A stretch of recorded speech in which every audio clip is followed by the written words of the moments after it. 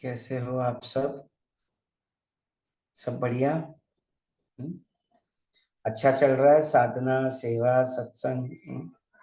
बढ़िया। Good good good. हम्म।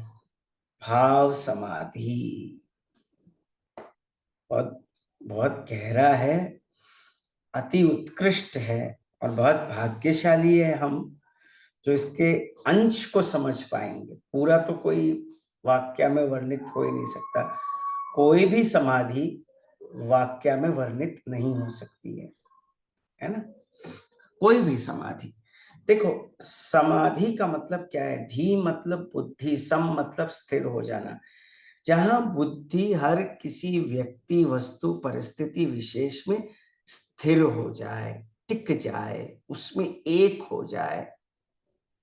अभी जैसे भजन चल रहा हो, जय जय विठ्ठले हरि नारायण, पांडुरंग विठ्ठले हरि नारायण, पुरंदर विठ्ठले हरि नारायण।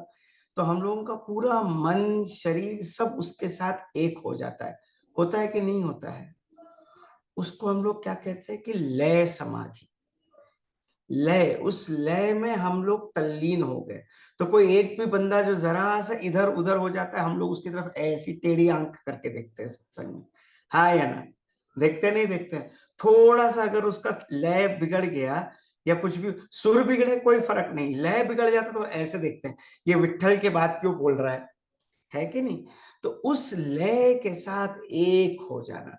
कोई भी बहुत बढ़िया सा गाना चल रहा हो और हम लोग उसको देख रहे हैं, बड़ा मस्त गाना सुन रहे हैं, एकदम संगीत के वातावरण में। एडवांस कोर्स जिन लोगों ने किया है वो लोग ये अच्छी तरीके से समझ सकते हैं। जब एडवांस कोर्स में हम लोग बहुत गहरे मेडिटेशन के बाद हमको डांस करने को बोला जाता है, तो एक तरीके से हम उस लय में एक हो जाते हैं। उसको लय समाधि बोलते हैं। कि उस लय में एक साथ, और देखो उसमें शरीर, मन, बुद्धि, चित्त, अहंकार सब उसमें एक साथ हो जाता है। और हम लोगों को खुद अजीब सा लगता है कि यार मैं कुछ ऑफ ट्यून हो गया, बाई चांस गलत धुन पे हम लोगों ने ताल डाल दिया पैर से, तो हम लोगों को खुद लगता है कि हम लोग ऑफ ट्यून जा रहे हैं। लगता है कि नहीं लगता है? कितने लोगों को लगा ये? जब भी कोई म्यूजिक चल रहा हो और हम लोग उसके विरुद्ध एक थोड़ा सा ताल इधर का उधर कर देते हैं, वो अलग हो जाता है, तो वो लय समाधि कहलाता है। अगर संगीत में इतना लय है और संगीत की तरंगों में इतना एक समाधि लाने की स्थिति है, समुद्र की तरंगों को देखकर भी हम समाधि में जा सकते हैं। आपको पता है ये बात? समुद्र की तरंगे बस देखते देखते देखते देखते हमारा मन भी उस समुद्र की तरंगों के साथ एक हो जाता है। होता है कि नहीं होता? कितने लोगों को अनुभव हुआ है?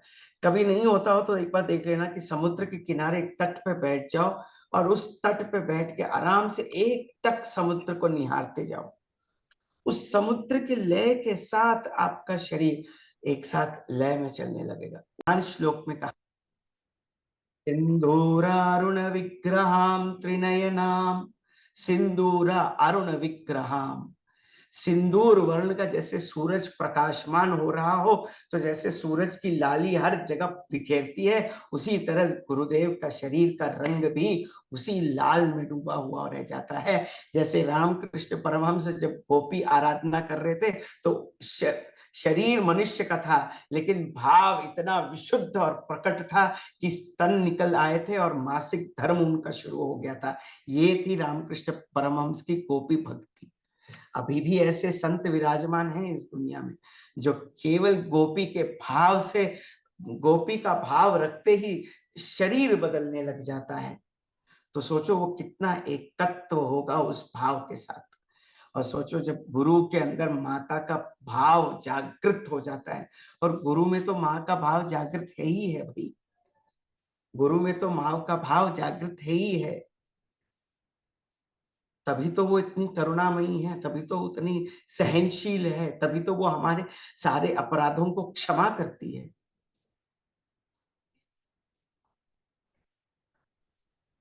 और भाव के बारे में बोलते ही मेरे शरीर के अंदर इतनी ऊर्जा जागृत हो रही है। मैं खाली इस चीज का अनुभव कर सकता हूँ कि जब देवी माँ के बारे में बोला जाता है और देवी माँ का प्राकट्य स्वयं जब गुरु के अंदर होता है, तो वो देवी साक्षात प्रत्यक्ष शरीर के रूप में उस दिव्य आत्मा में विराजित है। और ऐसा तो फर्क है ही नहीं कहीं पर कि गुरु और देवी अलग नहीं है। भाव क्या है कि मैं देवी हूं बस। क्यों? ऐसे तो कुंडलिनी योग में देखा जाए तो ललिता सहस्त्रनाम में बोला जाता है, श्री शिवा शिव शक्त्यैक्य रूपिणी ललितांबिका। जहां तुम्हारी कुंडलिनी की शक्ति मूलाधार से सहस्रार में मिल गई तो वो शिव और शक्ति का मिलाप हो जाता है। और जहां शिव और शक्ति का मिलाप हो जाता है वहां तो केवल आनंद ही आनंद है, लास्य तांडव है, प्रेम की शक्ति है, करुणा की बौछार है, आनंद का सागर है और सच्चिदानंद का अस्तित्व है। और क्या इसका वर्णन करें हम? यहाँ पे तो शब्द भी फीके पड़ जाते हैं। और जब चंडी होम के बाद सबको आशीर्वाद देते हुए देवी माँ का प्राकट्य होता है तो वो तो केवल आनंद विभोर कर देने वाली शक्ति है। उसको हम चाहे जितना भी वर्णन करें उतना कम है, शब्दातीत है। योगी और साधक जब बदलता है तब उसके अंदर से अलग अलग लय समाधि, सविकल्प समाधि, निर्विकल्प समाधि, अलग अलग समाधियों का समावेश होता है।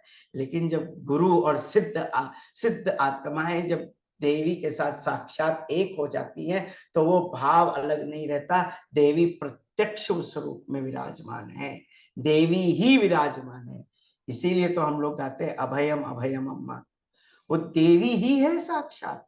हम लोग किसी और की आरती नहीं उतारते हैं, उस शरीर में जो विद्यमान देवी शक्ति है उसी की आरती उतारते हैं। चाहे किसी भी संत का ले लो, किसी भी गुरुजन का ले लो, सब जगह पर एक केवल एक ही तत्व है जो गुरु के रूप में दिखाई देती है। और इससे बढ़िया और क्या, नास्ति तत्वम गुरोर परम। गुरु से परा और कोई तत्व नहीं है। क्यों? क्योंकि सारे तत्व गुरु के अंदर है। ये थियोरेटिकली प्रूव तो हो ही चुका है शास्त्रों के द्वारा, हमारे गुरु ने प्रैक्टिकली करके दिखा दिया है। गणपति होमा के बाद गणपति का भाव, रुद्र होम के बाद रुद्र का भाव और देवी चंडी सप्तशती के बाद तो देवी माँ का करुण भाव आ ही जाता है। वो करुणा सागरी है उस भाव में। और जब भी भाव आए ना तो उस शरीर को देखने का एक बार कष्ट कर लेना, स्क्रीन पे नहीं। और यदि हो नवरात्रि में, अगर आप नवरात्रि में उस मंडप में हो तो उस शरीर को एक बार देख लेना जिसमें देवी माँ का साक्षात प्राकट्य हुआ है। दिव्य छवि को देखने के बाद तो सारी इच्छाएं कोई इच्छा बचती ही नहीं, कोई इच्छा तो बचती ही नहीं।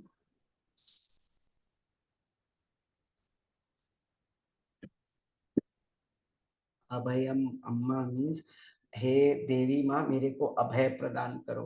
अम्मा मतलब वो मातृ स्वरूप गुरु की शक्ति जिसमें हमारे गुरुदेव विराजमान हैं, उनके अंदर जो देवी शक्ति है उसको मैं प्रणाम करता हूँ। और माँ मैं जैसा तैसा हूँ, मैं तेरा बेटा हूँ, इसीलिए मेरे को अभय प्रदान कर। माता कुमाता न भवती पुत्रो कुपुत्रो भवती। बेटा कुपुत्र हो सकता है लेकिन माँ कुमाता कभी नहीं हो सकती। इसीलिए हे माँ मैं आपके चरणों में नतमस्तक होके प्रणाम करता हूँ आपको और आपकी शरण में आया हूँ। इसीलिए माँ मेरे दुर्गुणों को नकारो और मेरे अंदर जितने भी गुण हो उसको निखारो और दूसरों की सेवा में लाओ। भाव ये है।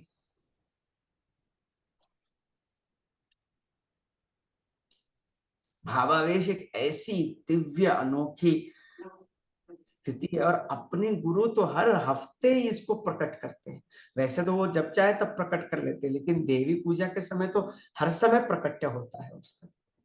ललिता सहस्त्र नाम के पाठ के बाद जैसे ही अभयम अभयम अम्मा का पाठ होता है वो शरीर डोलने लगता है। वो शरीर के अंदर माँ की वात्सल्य करुणामयी जो चेतना है वो प्रवाहित हो जाती है। और उस दौरान जो भी इच्छा मांगो वो पूर्ण होती है, होती है, होती है।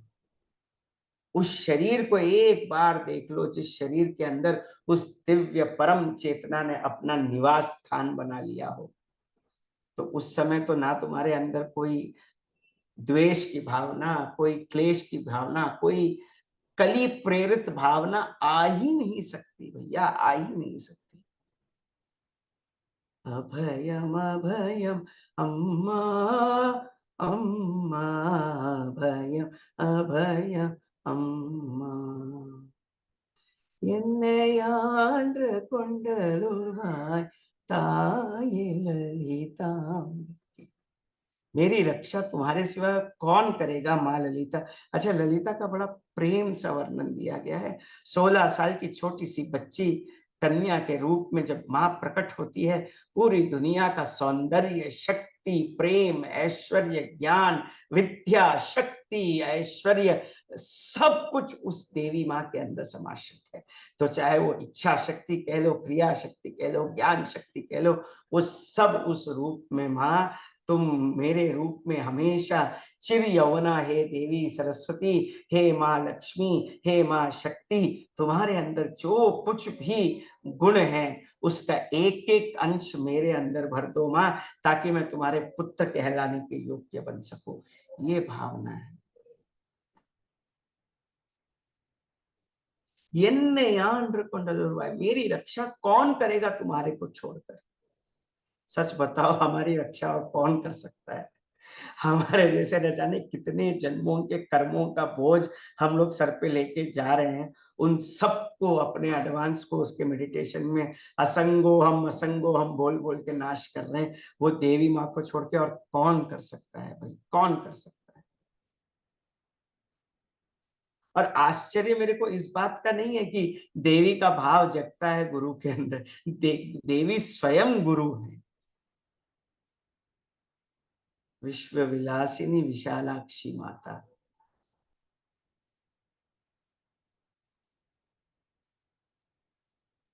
पर जब भाव आए, गुरु जी को खाली इतना मानना है कि माँ मैं तेरा पुत्र हूं, मैं जैसा तैसा हूं, मैं तेरा हूं, बस।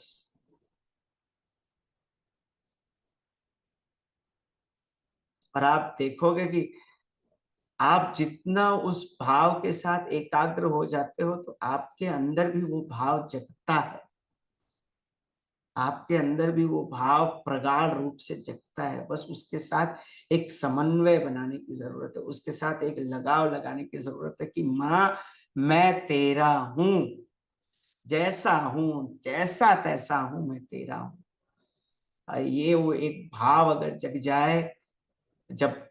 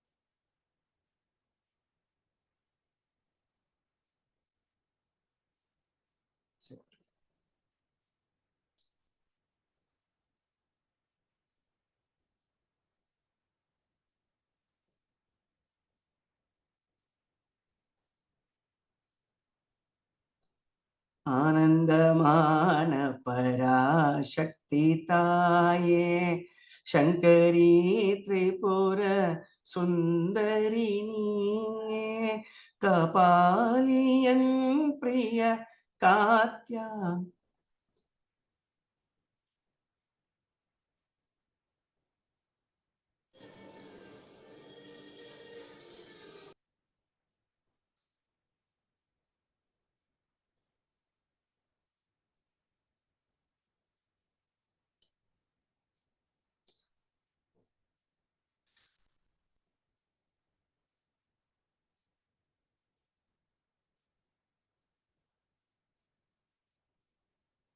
तो जब देवी का भाव इतना प्रगाढ़ हो जाता है, तो बस केवल शरणागति बचती है कि माँ मैं तेरा तू मेरी बस।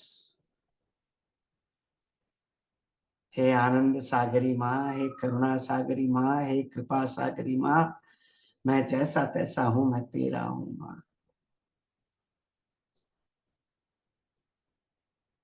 हे पराशक्ति ताई, ताई मतलब माँ। हे पराशक्ति स्वरूपिणी माँ जगदम्बे, तुम ही शंकरी हो, तुम भी त्रिपुर सुंदरी हो, तुम ही तो हम सबका पालन पोषण करने वाली जगत धात्री हो माँ।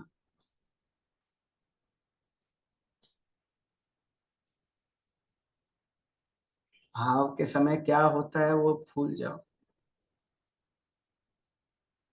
तुम्हारे अंदर यदि भाव उमड़ जाए तो तुम तर गए बस। और जब गुरुदेव को भाव की समाधि लगती है तो वो ऐसे ऐसे नहीं लगती है, सहज है वो। शरीर के अंदर, पता नहीं आप लोगों ने कितने लोगों ने ऑब्जर्व किया है कि नहीं, जब गुरुदेव को समाधि, भाव समाधि का अनुभव होता है या उनके शरीर में देवी माँ का प्राकट्य होता है तो एक अद्भुत सी शक्ति उस पूरे पंडाल में, उस पूरे वातावरण में छा जाती है। यदि हम लोग जरा सा भी सतर्क रहें तो उसका ज्ञान हो जाता है। तो जो शास्त्रों में लिखा गया है वो सब चीजें यहाँ पर प्रकट होने लगती हैं। भक्ति के रस में बह जाते हैं हम लोग बस, और केवल कृतज्ञ रह सकते हैं कि इतनी सारी शक्तियों के, अलौकिक शक्तियों के जो मालिक हैं वो हमारे को गुरु के रूप में मिले हैं बस। गणपति आ जाता है कभी शरीर के अंदर तो पूरा शरीर डोलने लगता है, आगे पीछे दाएं बाएं पूरा घूमता रहता है शरीर, और वो भाव अद्भुत होता है। और उस समय जब हम लोग कहें कि गुरुदेव हमारे सारे कष्ट, सारे विघ्नों को दूर करो, तो जिसकी आरती हम करते हैं, सुख करता दुख हरता वार्ता विघ्नाशी, वो वही है भैया, वो वही है, कहीं और जाने की जरूरत नहीं है।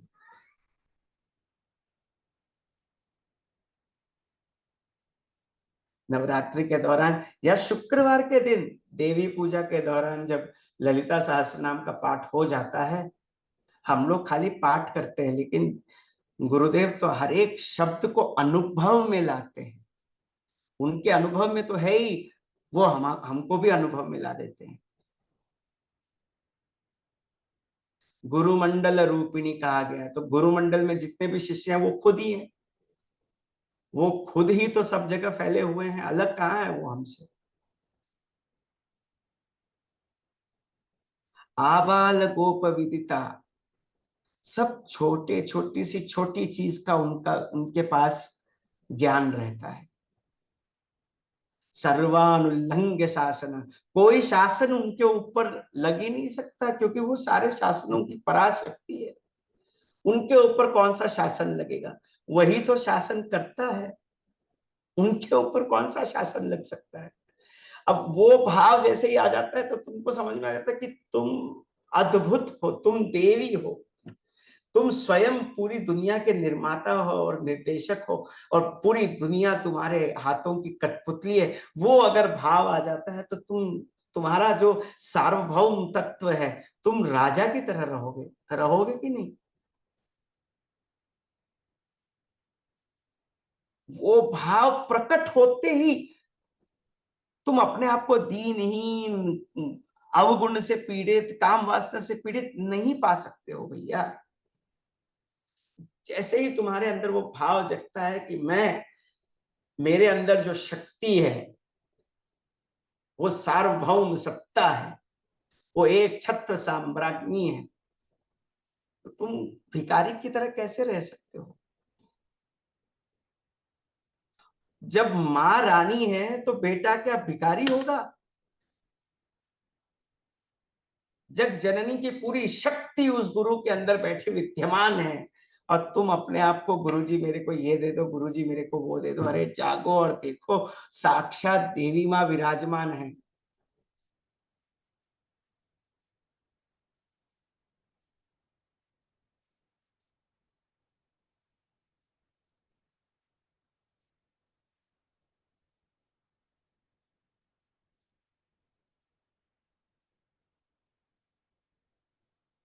जैसे ही भाव समाधि का अनुभव जिसने भी किया हुआ होगा उधर, उन सबके रोग, शरीर के रोगों का कर्म कटते रहता है। न जाने कितने लोगों को इस बात का अनुभव हुआ है। यदि नवरात्रि में अगर आप आए हैं और कभी एक दिन भी गुरु जी के उस भाव समाधि का विलक्षण सुख देखा है, तो न जाने कितने कितने कितने जन्मों के कर्म कट जाते हैं, क्योंकि साक्षात देवी के दर्शन हो गए आपको। अचतुर्वदनो ब्रह्मा विवाहो अपरो हरि आभार लोचन शंभु साक्षात बादरायण। गुरु जो है साक्षात वही है।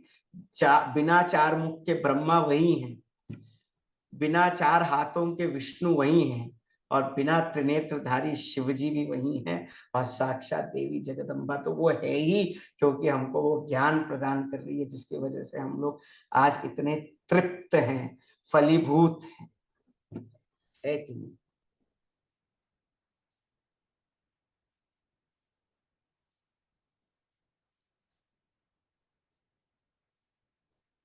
भाव में आगे तो शब्द कहाँ तक बोल पाओगे।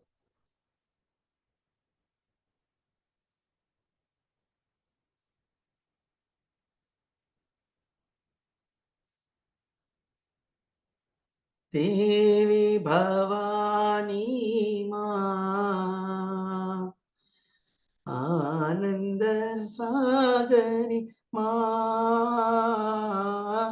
देवी भवानी माँ, काली कपालिनी माँ, जगदोद्धारिणी माँ, जगदोद्धारिणी माँ, आनंद रूपिणी माँ, अम्बा।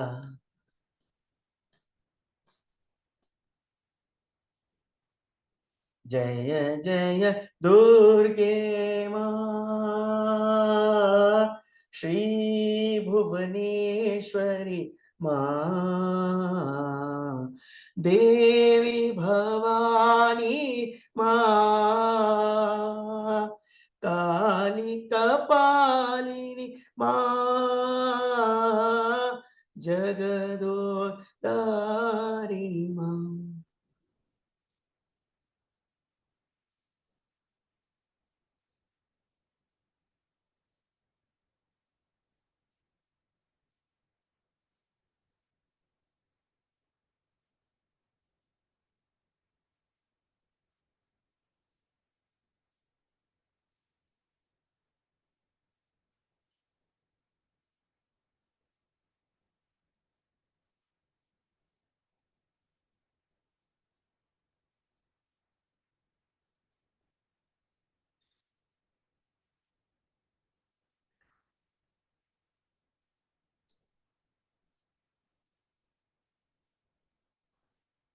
क्षमा करे, कंठवरुद्ध हो रहा है।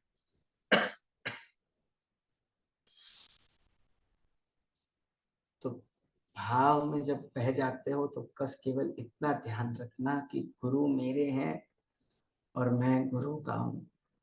मैं जैसा हूं, मैं जैसा भी हूं, अधर्मी हूं, कुकर्मी हूं, पापी हूं, कुसंस्कारी हूं, लोभी हूं, प्रेमी हूं, भक्त हूं, वासना से युक्त हूं, चाहे जैसा तैसा हूं, मैं तेरा हूं, बस और कुछ नहीं।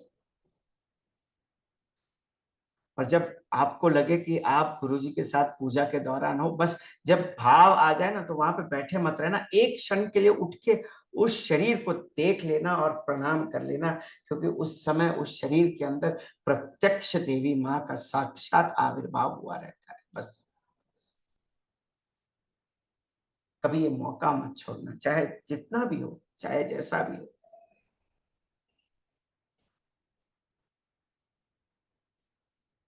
भाव में बहोगे नहीं तो कर्म कटेंगे कैसे?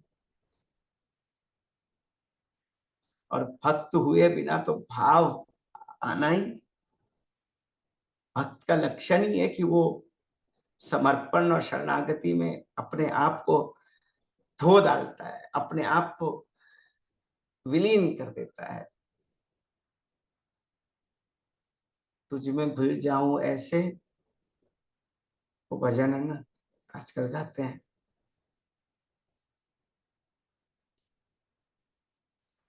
तब भाव में जब भक्ति, और जब भाव प्रगाढ़ हो और देवी का साक्षात प्राकट्य हो, तो केवल प्रणाम करो और प्रार्थना करो कि प्रभु अब तुम्हारे द्वार आ गया हूं, अब इस इधर से बाहर मत भेजना, बस जैसा हूं तैसा हूं वैसा ही,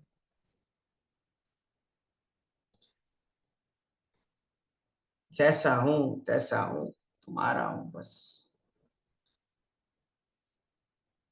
बिल्कुल हर्षिता जी, बिल्कुल। अरे भाव है तो, भाव है तो भगवान वहीं पर है। मम भक्ता यत्र गायन्ति तत्र तिष्ठामि नारदा। मैं तो वहां रहता हूं जहां मेरे भक्त मेरे लिए रोते हैं, मेरे लिए गाते हैं, बस। आश्रम में रहना जरूरी नहीं है, बस वो अगर है आश्रम में तो उस देह के दर्शन करने, बस जिसमें परम पुण्य चेतना पूर्ण रूप से विद्यमान है।